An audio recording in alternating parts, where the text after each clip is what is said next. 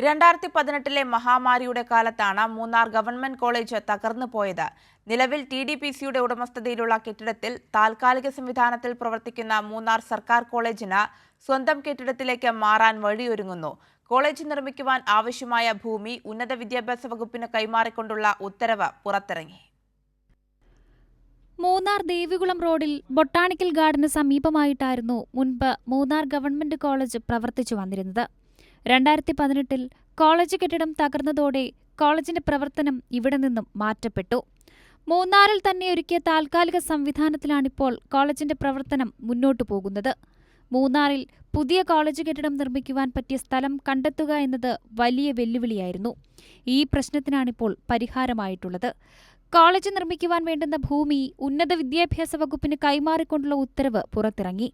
2.89 hectare ഭൂമിയാണ് college നിർമ്മിക്കുവാൻ അനുവദിച്ചു നൽകിയിട്ടുള്ളത്. 2018 അന്നുണ്ടായ മഹാപ്രളയത്തിൽ Munnar arts and science college തകർന്നുപോയി. എന്നാൽ പിന്നീട് അത് പുനർനിർമ്മിക്കുന്നതിന് ആവശ്യമായിട്ടുള്ള ഫണ്ടുകൾ ഒന്നാം പിണറായി ഗവൺമെൻറ് അനുവദിച്ചെങ്കിൽ പോലും നമുക്ക് ഒരുമിച്ച് സ്ഥലം കിട്ടുന്നതിന് വലിയ ബുദ്ധിമുട്ടുകൾ നേരിടേണ്ടി വന്നു. നിലവിൽ കുട്ടികൾ പഠിച്ചുകൊണ്ടിരിക്കുന്ന മൂന്നാർ ബഡ്ജറ്റ് ഹോട്ടൽ DTPCയുടെ കീഴിലുള്ള ബഡ്ജറ്റ് ഹോട്ടലോട് ചേർന്നുള്ള സ്ഥലത്ത് തന്നെ പുതിയ കോളേജ് പണിയാമെന്ന് തീരുമാനിച്ചു. അതിൻ്റെ അടിസ്ഥാനത്തിൽ ഇൻവെസ്റ്റിഗേഷൻ പൂർത്തീകരിച്ചു. ഇന്നലെ ഗവൺമെൻറ് 7.132 ഏക്കർ സ്ഥലം ഈ കോളേജ് പണിയുന്നതിന് വേണ്ടി വിവിധ വകുപ്പുകളിൽ നിന്ന് ഏറ്റെടുത്തുകൊണ്ട് ഗവൺമെന്റ് ഉത്തരവായിരിക്കുന്നത്. മൂന്നാർ എഞ്ചിനീയറിംഗ് കോളേജിന്റെ കൈവശമുള്ള 1.46 ഹെക്ടർ ഭൂമിയും TDPCയുടെ കൈവശമുള്ള 0.84 ഹെക്ടർ ഭൂമിയും റവന്യൂ വകുപ്പിന്റെ അധീനതയിലുള്ള 0.59 ഹെക്ടർ ഭൂമിയും ചേർത്താണ് പുതിയ കോളേജ് കെട്ടിടത്തിനായി സ്ഥലം കണ്ടെത്തിയിട്ടുള്ളത്.